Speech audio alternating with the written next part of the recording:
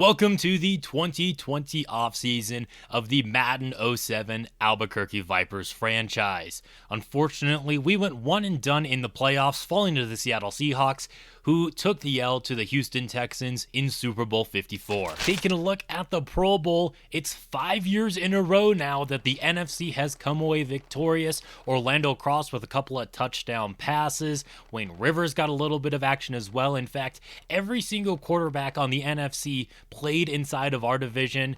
The other one was Benji Barton, who didn't get much playing time. And now it's time to officially advance into the offseason. Taking a look at our balance sheet, the 2019 net income for the Vipers was just over $158 million. We also got some retirements from across the league, starting with Tillman of the Bears. Bates of the Giants is also going to hang up the cleats. John Fox is also retiring, and a handful of other coaches are as well. We're going to be keeping our entire coaching staff around, starting with Brian Billick as our head coach, Andy Reid as our offensive coordinator. We got Windstorm as our defensive coordinator, and Zahner continues to be the special teams coordinator. Some notable current head coaches across the league include Nick Saban with the Denver Broncos. Rex Grossman is now the head coach of the Cleveland Browns. Bill Belichick is the Chargers coach. Drew Bledsoe was coach of the year a season ago. Our former offensive coordinator Kurt Warner is still the head coach of the Falcons. And somehow Jeff Fisher is still the Titans head coach. There's also some former Vipers in the coaching ranks right now. It looks like one of our former DBs, Pete Hunter, has actually been the defensive coordinator of the Jets, and now he's going to be going to Jacksonville. Terrence Newman also spent a little bit of time in Albuquerque, and he actually spent some time on the Steelers staff, and he's now with the Patriots. A former running back of ours is also available to the coaching ranks, but he's currently unemployed. It's Cadillac Williams. The Vipers also need to sign a training staff, and we definitely need more injury prevention more than anything, especially with Orlando Cross's injury history, so the NFL athletic training staff is who we will be hiring. With all the money that we have available, we're going to be upgrading the snake pit, starting with this special grass that actually reduces player injury. We're also going to install a medical facility to help with injury as well. And it looks like we can also start accepting Venmo and Cash App in the snake pit. Apparently, we didn't have cup holders in every seat as well. We've got to be giving our fans a premium experience, and that includes some of the basic stuff like Wi-Fi throughout the entire stadium. There's actually a lot of stuff here that we can choose to improve, and this is a screen that I haven't touched at all throughout this entire series. There's a lot we can do to this stadium, but I think the final thing that we're going to do is upgrade our replay system with some HD TV. Jumping into retirements, we have two computer-generated players here, Kyle Cates and Gary Lucas, both playing in Florida. Kyle Cates was actually a first-round pick of the Buccaneers way back in the day. Let's see, that was 2008, the year after Cross was drafted, and then Gary Lucas out of Montana served as a backup throughout his entire career, but we're starting to run out of real players. Nate Hamilton and Norm Gill are both retiring, losing one fullback, Levi Rhodes of the Buccaneers. Luke Holt is going to retire as a Kansas City Chief. He spent a majority of his career with the Patriots and Denver Broncos. Harold Williams is going to retire as a New York Jet. He spent a lot of time, as you see, with Oakland, Dallas, and Seattle. Darren Douglas retiring as a member of the New Orleans Saints. He also bounced around the league quite a bit. Mike Robbins goes out on top with a Super Bowl championship, comes out with a ring. Chad Jackson, another real-life player, actually the first real-life player we've seen retire, coming off one of the best seasons of his career, actually, in Washington, then signs a one-year deal with New Orleans before hanging up the cleats. Sammy Beasley's also going to be retiring. Vernon Davis retires as a member of the Philadelphia Eagles, and I think he actually retired around this time in real life with the Washington Redskins. Dorsey is going to be retiring, a member of the Buffalo Bills, and I remember when the Cardinals, or maybe it was the Raiders, drafted this guy way back in the day, a high pick out of Texas A&M. Mark Montgomery, Ray Walker, Mike Thomas, all hanging up the cleats. You have a number of offensive linemen here as well, including two real players, Jason Peters being one of them, retiring as a member of the Pittsburgh Steelers, and he actually just retired in real life. Eagles losing a real life player right here at the guard position, as are the Bills. In fact, almost all of these guys are real players. Then you got Spencer retiring with the Ravens, Nick Mangold as a Pro Bowler is going to be retiring. Will Smith at 39 years old retires with the Bills. Robert Mathis is going to retire with the Chiefs. You have Osi Amanyora. I completely butchered that name. He's going to be retiring. Jared Allen retires with the Patriots. We're going to be losing Terrell Suggs. James Lloyd is also going to be retiring. Joe Massey at just a 53 overall. I'm surprised he was able to stay in the league this long. And heck, he even recorded 2 sacks a year ago. Vince Wilfork is retiring with the Chicago Bears. Couldn't get back to the big game, even though they got close. AJ Hawk retires as a member of the Baltimore Ravens, but he was essentially a lifelong Green Bay Packer up until his final season. Sean Merriman is going to be retiring. You got Barry, Molden, Jacobs, Millard, Pope, just a handful of linebackers going out. Tupu is going to be retiring with the Philadelphia Eagles, another real-life player hanging up the cleats. Brett Collier retires as a Pittsburgh Steeler, and if I remember right, yeah, he was one of the top corners in the league for a long time, especially when he was with Kansas City and New Orleans. You got Nelson retiring, Simon, Parker, Craig, Law. Ailman is also going to be retiring at 34 years old. Lamar James retires as a Jacksonville Jaguar. It's 1 season down there in Florida after 3 years with us. I believe he had 3 years with Seattle, and then about maybe 2 contracts looks like he got with Denver. He was a great safety, and I loved him playing on our team. We're also going to be losing Anthony Roberts on our own team. I think he was only with us for, just 1 season, and honestly, he's not going to be missed. He only had 74 speed, and if he didn't retire, we were going to cut him this offseason anyway. Josh Devine retires, a member of the Tennessee Titans. He spent time with the Saints and the Falcons, both sides of that rivalry down south. Chris Oldham is going to be retiring with the New York Giants, spent his entire career with the 2 New York teams. Robert Griffith is going to be retiring with the Jets, and as is Hank Jackson with the Dolphins. When it comes to special teams, it's going to be all real-life players, with Jeff Reed and Josh Scobie at kicker, and Dave Zastil as the lone punter retiring. In restricted free agency, we're going to be offering Sleepy Corrales. He was actually a punter I wanted years ago, and now that he's available to us, we're going to be trying to get him. As for our own guys in this period, I'm actually going to be letting them all walk. The only one I would maybe consider bringing back is Roscoe White, but we already have 2 middle linebackers at a similar overall to him. Maybe we'll bring back someone like Leland Hahn later in free agency if he is still available. At one point, I did think Drew Lloyd could be a solid backup quarterback for us, but after 1 touchdown and 5 total interceptions in the little bit that he played, it just wasn't very promising, didn't look like a lot to work with, so we're going to be looking for new backup quarterbacks this season. In contract negotiations, we're going to be signing Von Lewis to a 3-year deal, keeping the red zone threat around. Of course, we also want to re-sign the future Hall of Famer defensive tackle Daryl Fannin, keeping him around for another 4 seasons. I also want to re-sign cornerback Justin Williams to a 4-year deal as well, which he accepts. In the wide receiver room, I debated back and forth about bringing back Jimmy Andrews, but I don't know if we can get much better out on the open market right now, so we're going to bring him back for 3 more years. Along with him, I also want to re-sign Burt Myers to a 3-year contract. And that's going to leave 3 players that I'm not re-signing in this period, starting with backup tackle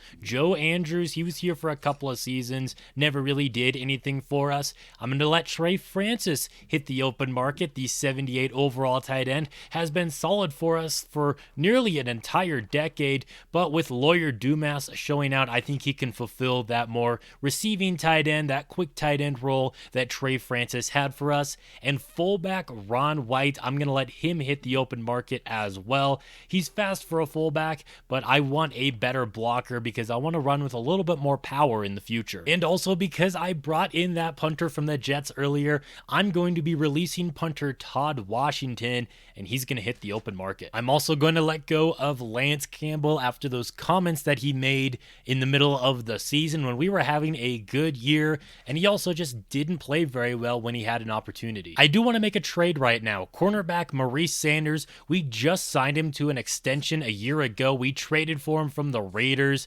but he continually got burnt this past season.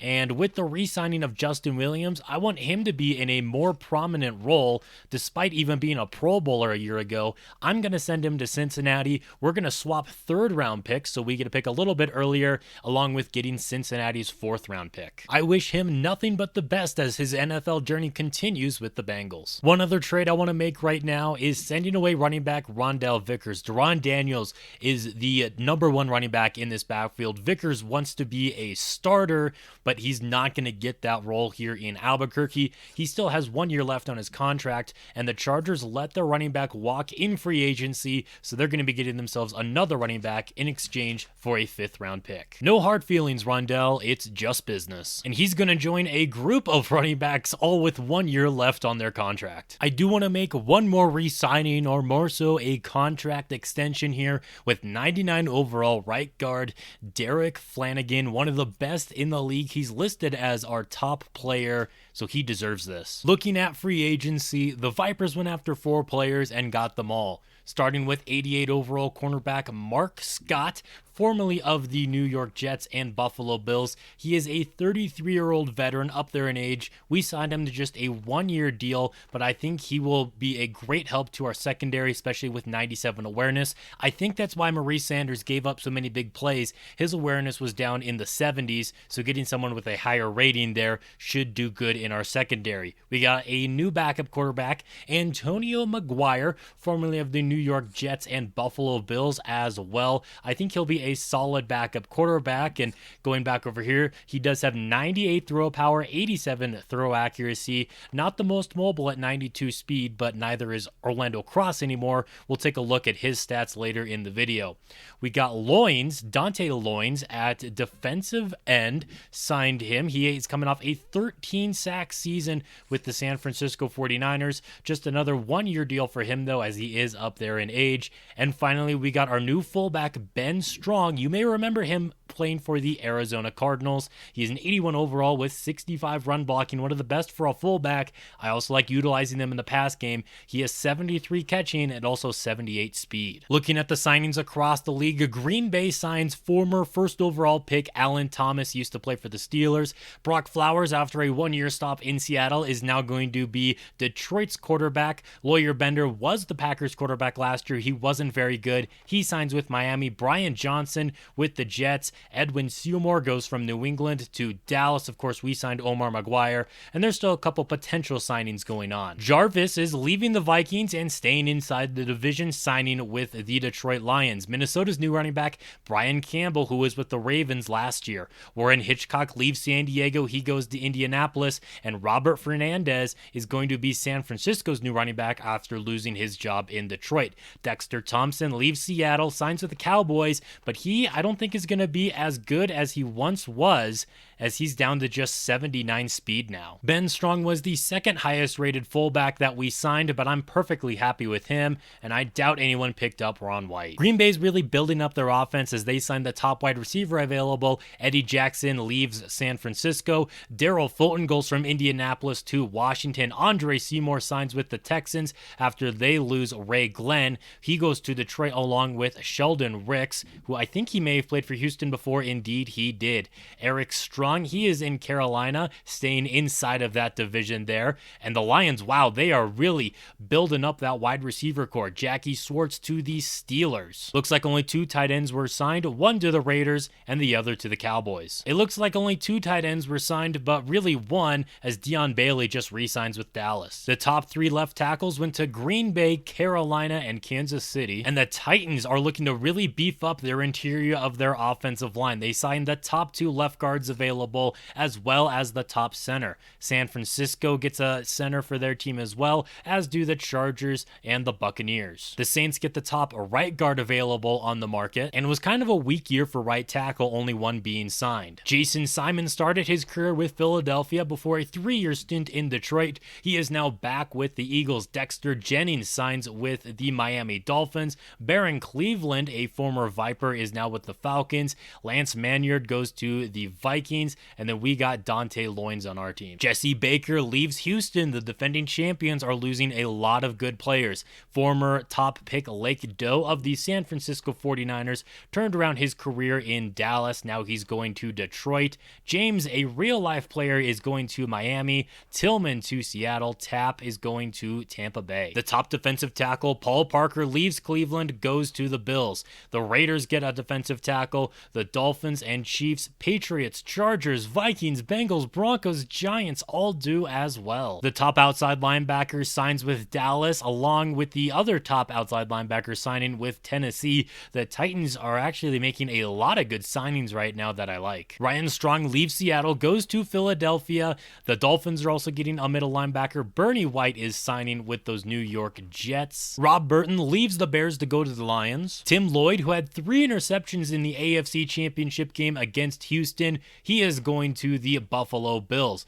May to the Buccaneers. David Ward to the Vikings. You got Hudson going to the Steelers. McGuire to the Patriots. Watson to the Panthers. The Chiefs are getting a DB. Baird is going to the Lions. You got Christensen to the Falcons. And of course, we got Mark Scott. A lot of good cornerbacks were available, and a lot of them got signed. The Bears get the top free safety available on the market. Franks is going to the Cleveland Browns. And Jamal Stevens is leaving Indianapolis for Green Bay. Both them and the Lions are making a lot of good signings right now. A lot of high overall kickers, most of them just getting 1 or 3-year deals, including Steven Gostkowski with the Browns, who also signed our former punter Todd Washington. And for teams that signed multiple high overalls of the same position, I do like to go in here and edit their position to make sure that they actually get a play for that team. And now that I've done that, it looks like the Tennessee Titans have one of the best offensive lines in the NFL. Preparing for the 2020 NFL Draft, you can tell that we are definitely looking at the defensive line position. Projected first-round pick, Eric Sharper out of Auburn. We scouted him. He looks like he could be a solid pass rusher.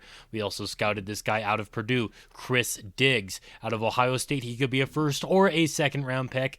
Anthony Kapman out of Ohio State. And then you also have this player out of Iowa, Dejon Barton. Chances are we take one of these 3 players in the first round. We also scouted a quarterback out of Northeastern by the name of David Nielsen. He actually looks like he could be a solid backup quarterback that we could maybe develop and could end up being the second stringer in a year or two. We also looked at a quarterback out of Wisconsin, Eric Ulrich. I'm probably butchering his name there. Didn't do as good in the training, so didn't get a scouting report on him. And then we're also looking at center. Chris Diamond is going up there in age, although Chris Wooden, it would only be a projected 4th-round pick. And finally, a 6'7" wide receiver out of LSU, Herod Hollings. He runs a 4.4. He could be a fun developmental guy to pick up late in the draft. These are the projected top picks. It actually looks like it might be a good class for both running backs and quarterbacks.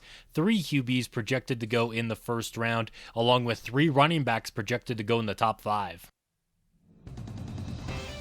Welcome to the 2020 NFL Draft. Now, the Arizona Cardinals did have the first overall pick, but it looks like they're not going to take a quarterback or anybody with that, surprisingly, as the Saints trade up to pick number 1, and then the Ravens are trading with the Jaguars to get up to pick number 2 in the draft. Usually I wait to recap the draft until the very end, but I had to see who was worth trading up, and of course the Saints took this quarterback, Adrian Westbrook. I'm surprised Arizona even accepted that offer to trade back. They desperately need a quarterback. And then the Ravens traded up and took their running back replacement, Kyle O'Donnell. The Vipers have the 28th pick in the first round. The pass rusher out of Auburn was already taken by Indianapolis, but that's okay because we like Chris Diggs out of Purdue as well. Into our second round pick, and quarterback Ron Coyle has actually fallen way out of the first round. The Cardinals actually had several chances to select him, and they didn't. I wasn't planning on taking a quarterback this early, though. I'm thinking maybe about doubling up on defensive end with Dejon Barton, and then, hopefully then either him or Chris Diggs, or maybe both of them end up being good. But there is part of me that's like, man, this is a first-round quarterback projection that fell out of here. He is 6'5" out of Eastern Illinois. He's not the fastest, but in this game, a 4.6 for a QB, that's not slow.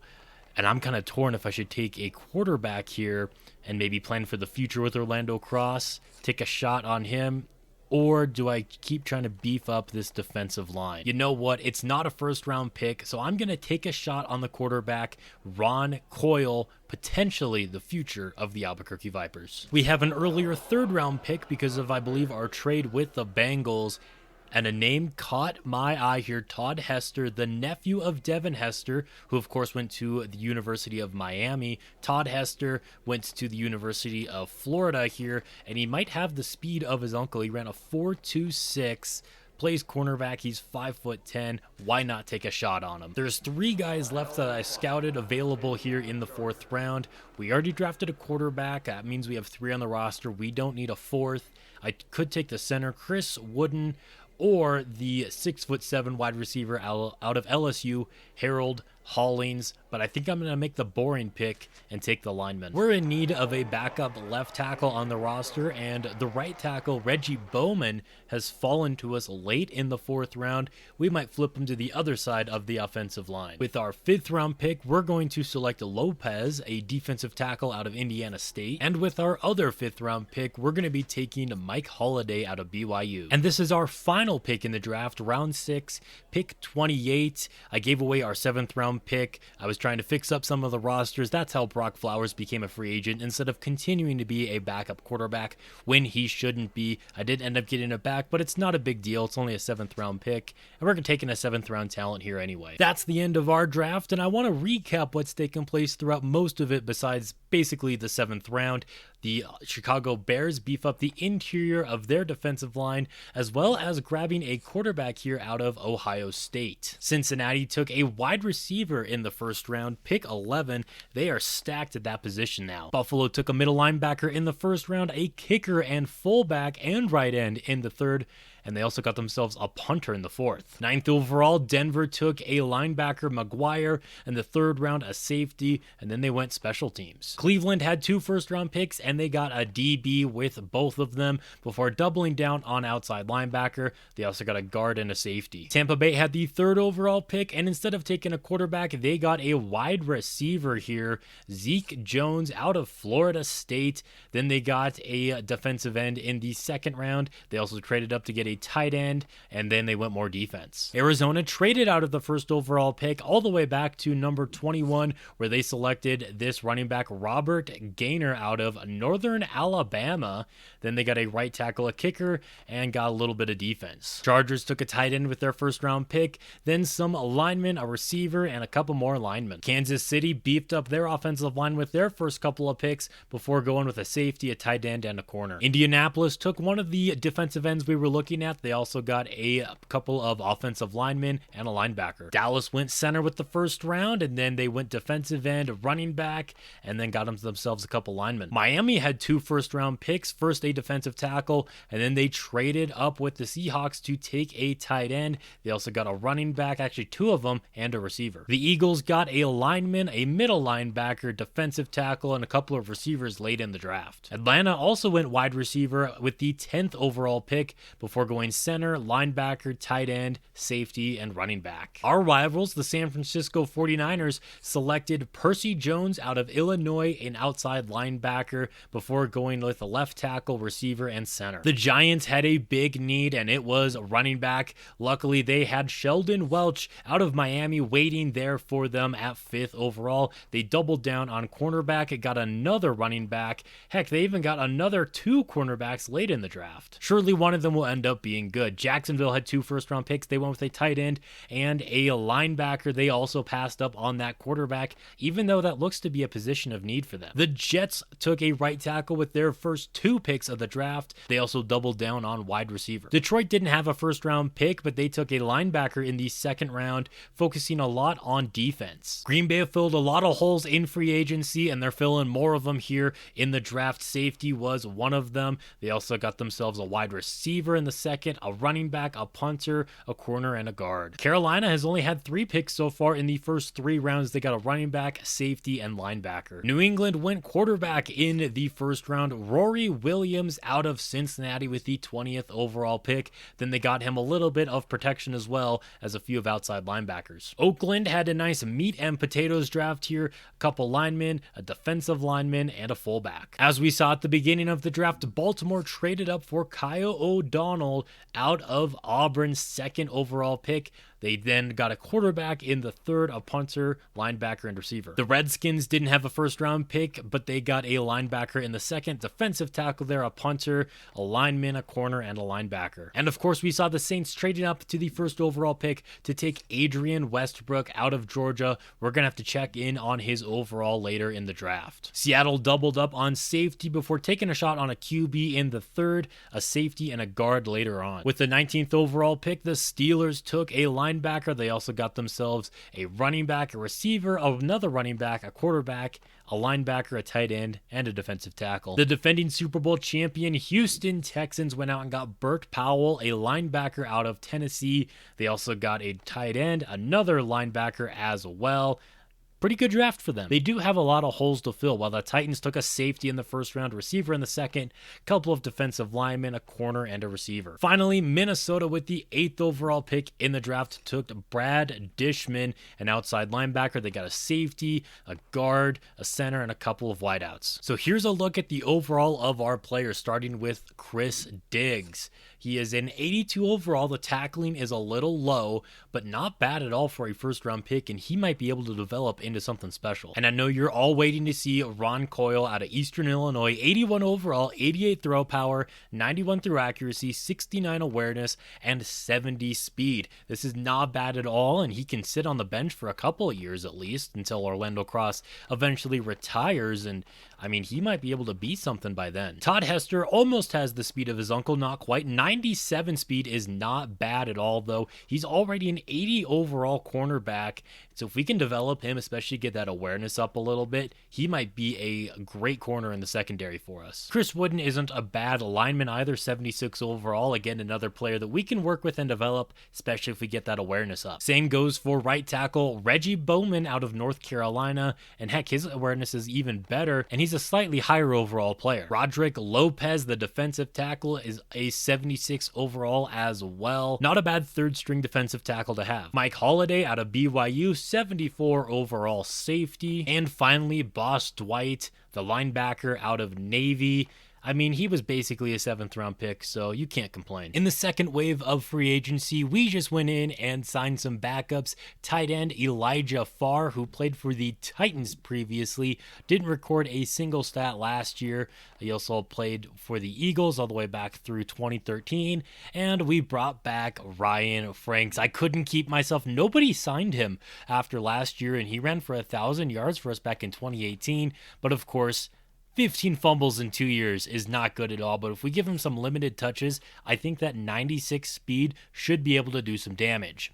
Looking at the other signings across the league, Lance Campbell goes to the Saints. Hopefully that will not hinder the development of their rookie quarterback, who we will take a look at in a second. Jared Williams sticks around in Chicago. Another former backup of ours here, Ray Dawkins, signs with the Patriots. Jed Gaines goes to the Raiders. Joe Smith, former 1st-round pick of the Bears, signs with Carolina. Drew Lloyd, our former quarterback, stays inside the division. Jamal Vision goes from the Browns to the Bengals. The Jaguars are also signing a backup quarterback. Seattle just loves signing former Packers running backs. First it was Dexter Thompson, now Richard Rodgers. Thurman King to the Saints, Reuben Johnson to the Vikings, Henry Martin to Kansas City. Couple of fullbacks got signed here. You had Chaz Duncan, the best receiver left on the open market. He goes to the Saints. They were in desperate need of wide receivers, and the Cardinals also signed a couple as well. They also go out and signed a tight end. A lot more tight ends signed in this wave of free agency, although a lot of these signings looks like they will mostly be backups. I mean, maybe some of them will get forced into starting roles overalls, but a lot of them are high 70, low 80 overall players. There's a reason a lot of them were not signed during the initial wave of free agency. Colts sign a defensive lineman, and they actually get the top right end as well, so beefing up their defensive line. Browns lost the defensive tackle in free agency, so they go out and sign 2 of them. And you also have Richard Hutchinson, another former Albuquerque Viper, getting signed after a 3-year stint with San Francisco. Ravens, Niners, and Bucks all sign linebackers here. Broncos get the top middle linebacker available on the market, and our former player Roscoe White ends up in Cincinnati with Maurice Sanders. You have Josh Ford going to the Eagles. The Bears get a couple of outside linebackers as well. Top corner left available, Chaz Rogers signs with those Dallas Cowboys. Top free safety available is off to Minnesota. Top strong safety is unsigned, but you do have a couple here that did find teams. Jamal Fisher signs with the Philadelphia Eagles, and Todd Washington signs with the Browns yet again after they cut him. They decide to go ahead and bring him back. Here's how the Vipers depth chart is looking going into 2020. Obviously, quarterback 34-year-old Orlando Cross, who's down to 62 speed. That's right, the rookie Ron Coyle is now the fastest player in the quarterback room. Deron Daniels is going to be RB1. Behind him is Craig Roberts, and then Ryan Franks. Obviously, Ben Strong, now rocking number 40, will be our fullback. Darius Floyd will still be our top receiver. We kept Jimmy Andrews around, obviously. Brian Moore, wide receiver 3. Then you got Burt Myers, and Jonathan Colton has still found a spot on this roster. Vaughn Lewis, 86 overall, red zone threat. And I moved Lawyer Dumas up to tight end number 2 above Elijah Farr. I'm going to try to upgrade him during training camp and get that overall up a little bit. Nate Cobb at left tackle, Joseph Santiago at left guard, Chris Diamond at center, Derek Flanagan at right guard, and Cody Watson. That is our offensive line. Triple J Jones is down to an 81 overall, and he's officially now labeled a draft bust. Still 2 years left on his contract. We'll see what ends up happening. He is currently a starter. Loins is also a starter. Chris Diggs will be riding the bench for now. Expect him to be kind of sprinkled in there, though. Maybe they'll split a little bit of time there. Daryl Fannin, obviously defensive tackle number 1. Roger Long is number 1 left outside linebacker. Tommy Wynn, coming off of a great rookie season, is the inside linebacker. Then Javon Anthony. The secondary is going to consist of Darren Gordon, Justin Williams, and Mark Scott. Rondell Waters as the dime cornerback there. Todd Hester at an 80 overall with that 97 speed. Excited to see what he can do there. Jerry Gray, great rookie year for him. 82 overall. Vince Taylor is up to a 93 overall. Koch as obviously our kicker. We got Sleepy Corrales as our punter now. Harold White as our kick returner. I was really hoping Hester would be a good kick returner, but his ratings there are just not good. 17, but for fun, I just put him there anyway. We might test some things out in the preseason with him. Harold White's also going to be our punt returner, obviously. Brian Koch for kickoffs. Chris Diamond is going to be our long snapper. And I thought about putting Ryan Franks as our third down running back, but I trust Ron Daniels a whole lot more. Looking at some of the most intriguing picks of the draft now and taking a look at their overall, Adrian Westbrook will likely start this season on the bench behind the established quarterback they got here, Curtis Williams. In the last year of his contract, and at 35 years old, he might retire, but an 84 overall for the first overall pick, 96 throw power, 91 throw accuracy. I mean, with the Saints trading up to get him, I think he actually landed in a fantastic position. They're already a playoff team, and I think they might exceed more than 9 wins this season with this roster now. That's honestly a lot better than going to a team like Arizona, where you're going to have to carry them. He's going to be carried by a good team now, and that should hopefully help out his development as we take a look at the second overall pick, 86 overall. Looking for the third overall pick now, Zeke Jones is already the number 1 wideout here in Tampa Bay, out of Florida State, gets to stay inside of the state and be their number 1 receiver, 97 speed. With the 5th overall pick, the Giants also got a running back, and at an 84 overall, Sheldon Welch is not bad. Aaron Rodgers is back for the Colts as well this season, who took that one defensive end I was looking at out of Auburn, Eric Sharper. He comes in at an 82 overall. And the last player I want to look at right now is Rory Williams out of Cincinnati, drafted with the 20th overall pick 2 to New England, 81 overall, 92 throw power, 85 throw accuracy, 72 awareness. Now going through training camp, specifically focusing on the rookies and young players on this team, such as Ron Coyle getting his throw accuracy up. Lawyer Dumas had a great practice. He's up to a 71. Deron Daniels also has 3 points to spend here to upgrade his carrying and break tackle. Rookie Chris Diggs also had a good training camp. He's up to an 83. Todd Hester also gets a little bit of an overall boost. Antonio McGuire also gets a slight upgrade to his throw accuracy. That's going to do it for the 2020 offseason. Thank you guys so much for watching. If you enjoyed, leaving a like is always appreciated. And be on the lookout for the preseason where we're going to take a look at some of these exciting young players.